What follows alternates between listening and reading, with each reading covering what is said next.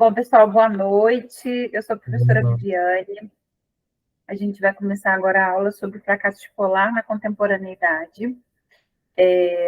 Eu trouxe aqui alguns autores que a gente não pode deixar de falar, assim, a banca não apresentou uma referência bibliográfica, mas eu me baseei nas referências bibliográficas que têm caído nos últimos concursos, tanto dentro da área da psicologia educacional, quanto para professor das disciplinas, né? Porque eu ando fazendo alguns concursos públicos já no campo do magistério superior, e aí eu me baseei nessas bibliografias que vêm caindo nos concursos para professor de magistério superior. Então, vamos lá. Primeiro, eu dividi a aula em 4 principais pontos que a gente não pode deixar de falar quando a gente pensa em fracasso escolar na contemporaneidade. O primeiro é o histórico do fracasso escolar. Então, eu vou fazer aqui uma base histórica a partir do livro da Maria Helena Pato, e que vai lá desde a época de 1920, início da educação para todos, até os dias de hoje. Depois eu vou falar um pouco sobre os principais autores da contemporaneidade sobre o tema, Maria Helena Pato, Paulo Freire, que são os principais grandes autores, e alguns autores também que vão dialogar com esses sobre a psicologia social do racismo e o fracasso escolar hoje, porque a gente também não pode deixar de pensar que essa produção do termo fracasso escolar, ela está associada a uma visão preconceituosa e racista. Então, eu vou trazer alguns autores da contemporaneidade para dialogar. E eu acho que um quarto ponto que é importante e que vem caindo bastante em concursos também é a medicalização da infância e o fracasso escolar. Então, quando a gente vai falar também de fracasso escolar, nos dias de hoje, e aí é um tema muito atual, né, visando que hoje em dia a gente tem uma proliferação da medicalização como um todo, e ainda mais pensado no campo da infância, eu vou trazer aqui também um pouquinho sobre esse tema, mas a título da gente poder também pontuar, porque vai que é alguma coisa que possa cair, né? Aqui eu coloquei as referências bibliográficas, a Selma me orientou para colocar as referências para o final do arquivo, então o arquivo que vocês vão receber, provavelmente essas referências estarão ao final, tá bem? Mas aí eu me baseei bastante nos autores mais renomados dentro do campo do fracasso escolar. Então, vamos lá. Todo esse histórico, eu me baseei em alguns artigos, junto com o livro da Maria Helena Pato, que é a referência quando a gente vai pensar sobre fracasso escolar. Então, no livro dela, ela começa falando sobre o tempo da Primeira República, que é nesse tempo da Primeira República, foi quando se inaugurou a categoria do trabalhador livre. E ela vai fazer toda uma questão em relação a isso, né, de que essa questão das classes trabalhadoras ela já estava lá presente, e que tinha-se a questão do trabalho livre, mas que a visão ainda era bastante elitista em relação às escolas. Então, em 1930, nessa época, 1920, 1930, ainda não se tinha um sistema de educação popular. A escola ela era somente para aquela elite branca e a classe trabalhadora, né, que vinha dentro de um esquema, bom, vamos pensar aí, né, 1920, a gente era muito próximo da época onde teve a abolição da escravatura. Então, ela também está questionando sobre isso, né, que a educação nesse tempo não era para todos. E que aí, nessa época, houve-se 2 movimentos quando começou-se a pensar na educação para todos. O primeiro movimento, que é o movimento Escola Nova, que é um movimento mais voltado para a área da pedagogia e que questionava um pouco, porque ela vai fazer todo um histórico, ela faz um compilado de leitura e trabalho baseado nos textos que eram publicados da época. Então, ela fez todo um apanhado histórico mesmo do que era publicado naquela época sobre o tema da psicologia escolar, sobre o tema da escola, e em relação principalmente à questão do fracasso escolar. E aí ela vai dizer que tem 2 movimentos que acontecem nessa época. Um que é esse movimento Escola Nova, que eram autores que preconizavam que havia uma dificuldade mais institucional em pensar que não tinha como a gente pensar na escola para todos e colocar o modelo da escola que era oferecida para uma elite branca dentro da categoria da classe trabalhadora. Tinha que se fazer algumas adaptações da estrutura da escola quando a gente pensava em outra dimensão de vida social e cultural. E aí ela vai dizer que esse movimento Escola Nova, ela vai perdendo força conforme um outro movimento, que é a psicologia das diferenças individuais, vai crescendo. O que é essa psicologia das diferenças individuais, pessoal? É a pensar que foi nessa época também que começou a se surgir as categorias diagnósticas, e que a psicologia, nessa época, ela era muito dentro do campo da medicina. Então, esse movimento da psicologia como forma de avaliação tendia a fazer a segregação. Por quê? Porque selecionava os melhores colocados, né, os melhores qualificados, lembrando que nessa época eram as escalas de QI, Binet-Simon, que estavam em voga nessas avaliações. Então, aqueles que eram melhor colocados continuavam nas escolas, e aqueles que não eram considerados ou crianças problema, ou, entre aspas, com o jeito que se falava na época, como se fossem anormais. Então, essas pessoas que não tinham, essas crianças, esses alunos que não tinham como acompanhar o que se colocava como norma, eles eram excluídos, iam para ou tinha aí uma classificação de deficiência intelectual, ou eram colocados em escolas especiais, ou até mesmo não acompanhavam a escola, tendo a evasão escolar incluídos aí dentro dessa categoria do fracasso escolar. Então vamos lá. O movimento Escola Nova, ele vai surgir a partir do discurso liberal da época, que aparece em resposta à ideologia do trabalho livre. E que, apesar de várias reformas nessa época, a oportunidade de educação escolar para classes populares ela continuava pequena. E que uma das vertentes do fracasso escolar para a escola nova considerava que as dificuldades de aprendizagem elas não estavam no aprendiz, mas nos métodos de ensino. E ela vai pontuar isso, que isso era uma coisa interessante para a época, que já se pensava que a questão do fracasso escolar podia estar localizada nos métodos de ensino que eram utilizados, e não na posição do aprendiz. Mas esse movimento vai perdendo força ao longo dos anos, e a gente só retoma essa visão, que é uma visão que é mais voltada para o momento atual, que a gente pensa que escola, cultura, sociedade, família, tudo isso está dentro da categoria de ensino. E quando a gente pensa no fracasso escolar, na evasão escolar, a gente não pode olhar só para o aluno, como se a dificuldade de aprendizagem estivesse somente no aluno. É uma configuração de coisas onde o lugar institucional da escola também entra como questão.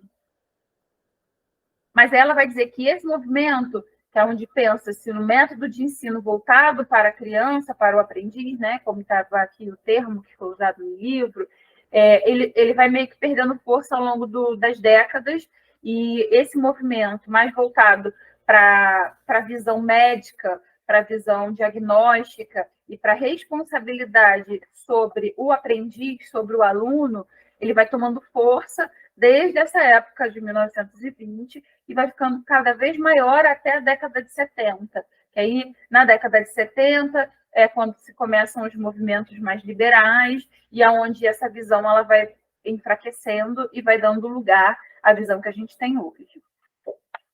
Então, vamos lá. A psicologia das diferenças individuais, como ela chama no livro, ela é uma psicologia que entra como ciência e que cria uma outra visão diferente dessa visão de que a questão do fracasso escolar estaria localizada no método de ensino. Nessa visão psicológica, a ênfase estaria na potencialidade dos educandos. Então, a psicologia da época, ela respondia ao discurso médico, ela até faz uma ampla visão, né, em relação a isso, que a psicologia educacional ela estava sob o domínio do discurso médico, a psicologia ainda não existia como uma profissão, uma ciência separada do discurso da medicina, então aqueles que aplicavam os testes e tudo mais eram médicos, e aí ela faz todo esse histórico no livro, né? E aí, bom, na tentativa de complementar a educação, porque esses diagnósticos eles virão na tentativa de dar conta desse sistema educacional que não estava funcionando, acabava-se por segregar aqueles que eram diferentes.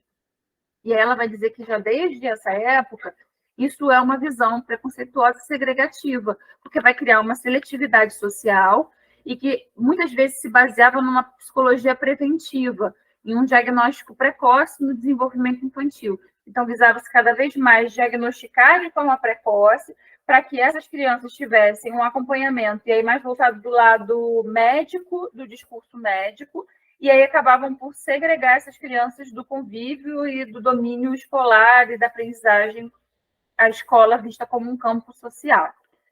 Parece muito com o que a gente tem visto também nos dias de hoje, né? Que essa proliferação de diagnósticos e de medicamentos tende a colocar também a criança, o adolescente, nesse mesmo registro do discurso médico e acabar por tirar um pouco esse lado social escolar, né? Eu acho que eu li o livro dela com esse histórico e pensei que uma questão muito atual do que a gente está vivendo hoje em dia. Bom, e ela vai fazer esse histórico da psicologia educacional, dizendo que ela nasce no saber médico e que os temas que voltavam para as pesquisas da psicologia voltada para o campo educacional naquela época tinham como temas principais clima, raça e personalidade. E que ela sente, dentro dos artigos que ela leu, dos trabalhos que ela leu, que havia um discurso pautado em eugenia. De fato, os recortes que ela vai trazendo no livro mostram o quanto que os autores da época continuavam colocando desse lado, bom, aquele que é pobre, negro, tem pouca possibilidade, porque haveria ali uma questão mais social, cultural. Muitas vezes eram artigos que colocavam, por exemplo, como se o que fosse considerado cultura era só aquela que era produzida pela elite branca. Não se considerava cultura, os autores que ela vai trabalhando mostram isso no livro dela, né, que eram autores que acabavam desconsiderando a produção cultural que existia nas classes mais pobres, na classe trabalhadora. Então, ela vai colocando que isso tudo gerava já um preconceito desde aquela época, e que associava muitas vezes o fracasso escolar como se, bom, a escola não pode dar conta de tudo, porque o que a gente faz na escola, a cultura que a gente coloca, eles não conseguem entender, ou como se a família também acabava responsabilizando um pouco mais a família, como se o que acontecia em casa atrapalhava o discurso escolar. Ficava uma dicotomia muito grande, né? Não tinha essa conversa da escola com a família e com o indivíduo e com a própria cultura, com o que é produzido, né, socialmente, culturalmente, no ambiente onde aquela escola estava inserida.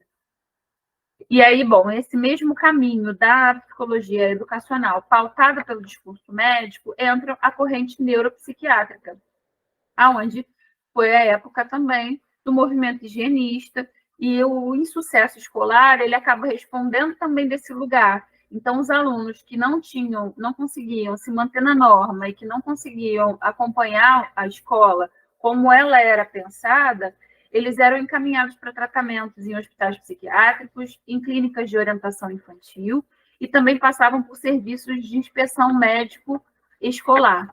Então, acontecia que esses alunos, de fato, sem a escola, com esse movimento mais voltado para o lado individual, a escola em si acabava não questionando sobre os seus métodos de ensino e acabava por colocar responsabilidade sobre as questões daquele aluno de aprendizagem somente sobre o aluno e sobre a família.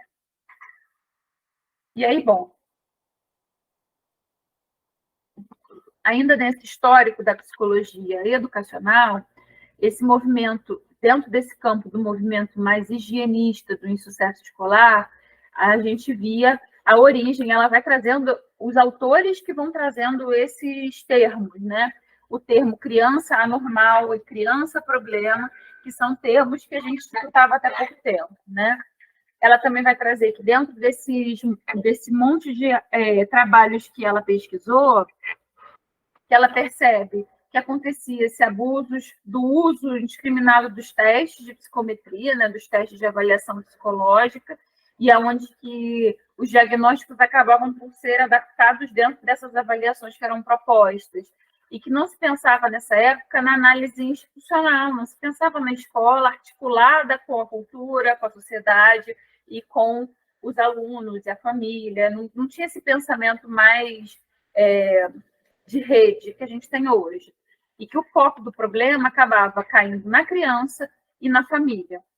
Então, nesse fogo cruzado entre preconceitos e estereótipos sociais e o ideal de igualdade de oportunidades, surge uma genuína política educacional. Então, frente a isso, né, porque, de novo, era uma escola onde oferecia-se o ensino de uma forma igual e não igualitária. Então, em tese, seria uma igualdade de oportunidades que, na verdade, não acontecia. E aí ela vai dizer que, a partir disso, começa-se a surgir alguns autores questionando sobre a posição da escola. E aí ela vai dizer que esse movimento dos autores, aí mais ou menos década de 50, 60, ela começa a ver a produção de trabalhos onde existem dois pensamentos.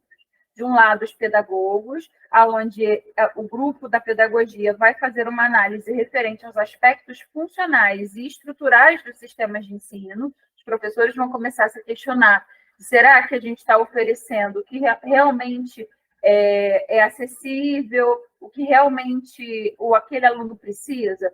Será que é esse o lugar?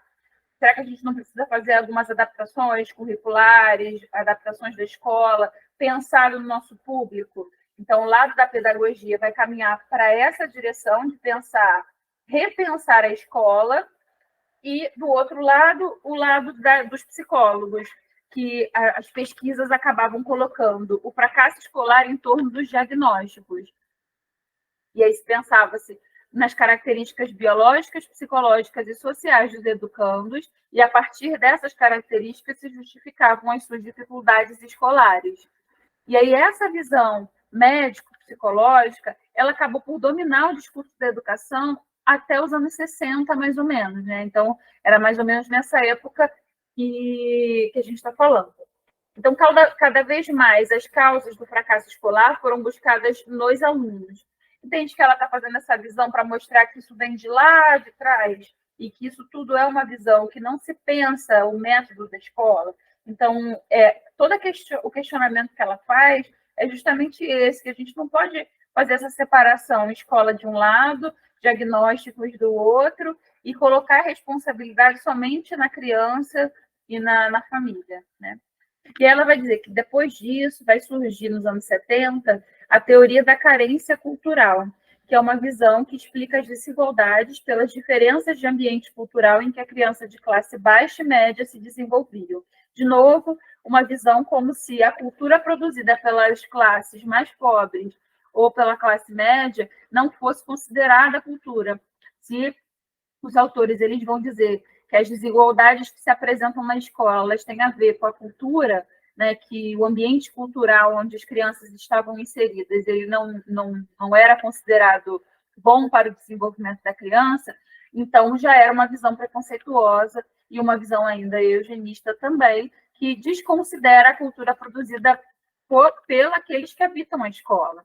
Então, se desconsiderava a cultura produzida pela comunidade, a cultura produzida pelo âmbito social onde aquelas crianças estavam inseridas, e é uma visão que acaba por ser um discurso preconceituoso e racista.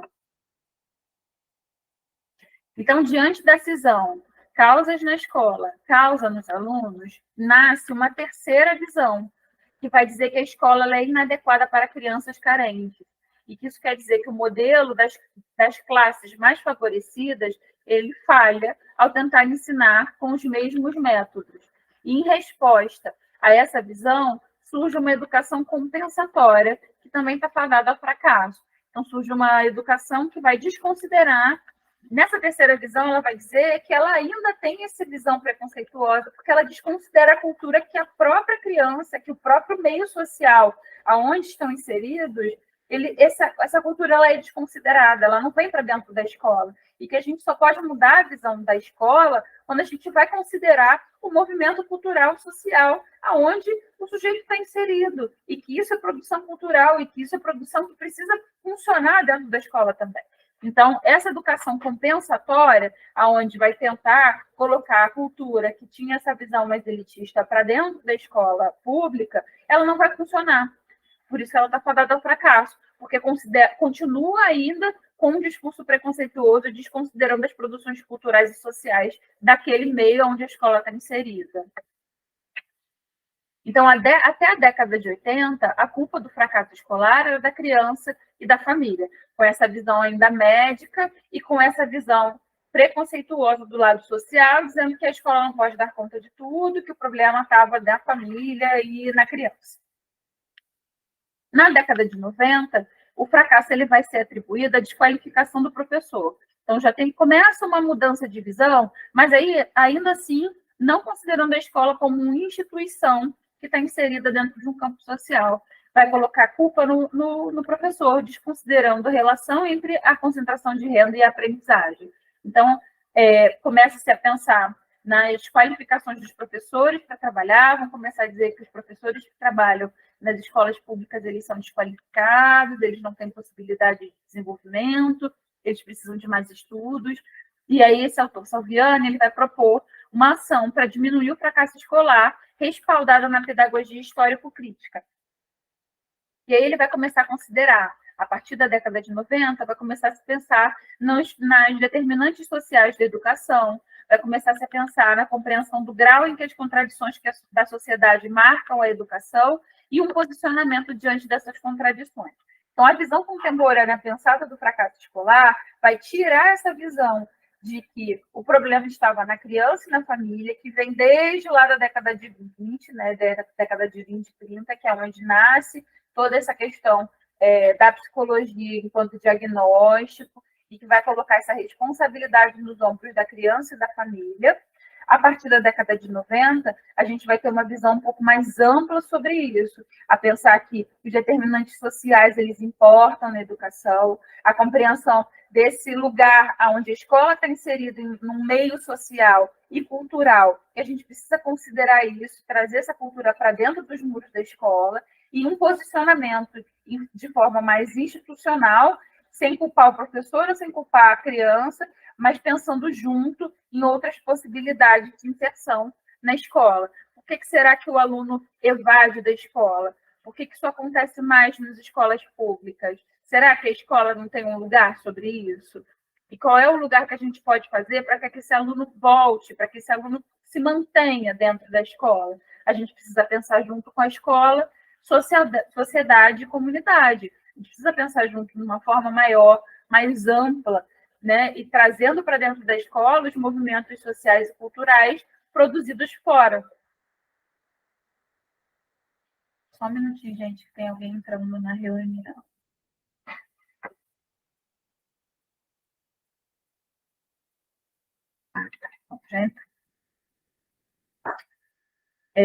Bom, vamos lá, vamos continuar. Ok, obrigada, Selma. Estava aqui procurando onde é que era para autorizar. Peraí que eu me perdi. Tá, então, a gente estava falando da posição do Salviani, né, que vai trazer que a gente precisa pensar de forma mais ampla em relação ao lugar da escola. E aí, a Paco vai trazer a ruptura dos processos até então apresentados, aonde a gente começa a ter uma atenção à participação da própria escola nos resultados obtidos por ela, a escola enquanto instituição que está inserida dentro de um contexto sociocultural, econômico, precisa pensar junto com a comunidade qual é o lugar dela. Então, há uma ruptura política a superar a concepção liberal do papel social da escola, e essa ruptura ela tem duas formas.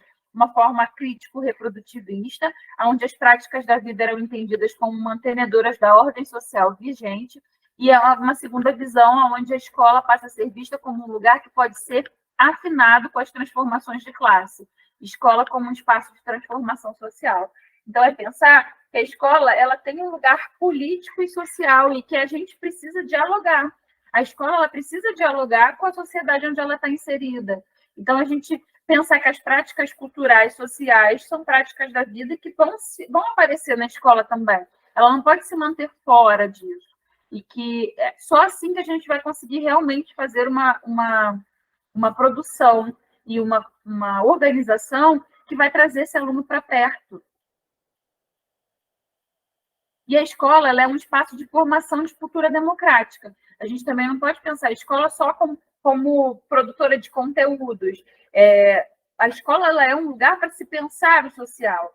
É dentro da escola que o aluno vai se formar para a sociedade. E a gente precisa trazer a sociedade em que ele vive para dentro dos muros. Então, a escola, ela vai visar a transformação da sociedade. O aluno, ele é parte da sociedade. A escola, ela tem uma função social. Ela vai dar subsídios para enfrentar as revoluções tecnocientíficas, né, as revoluções que a gente vive aí, todas as evoluções técnicas, tecnológicas e tudo mais que a gente vai viver. E ela também é aquela que vai poder fazer modificações na economia, na formação cultural da sociedade. A escola é um espaço que vai diminuir as disparidades. E para que isso possa acontecer, aí passou-se a pensar que também a formação do professor ela precisa ser, ela é fundamental. Não dá para o professor, com uma formação só básica, conseguir sustentar, junto à escola, esse lugar social e político que ela tem. O professor ele precisa fazer uma formação continuada para que ele possa se atualizar dos conteúdos e para que ele possa sempre estar pensando junto, em conjunto, qual é o lugar dele social, aonde ele está inserido.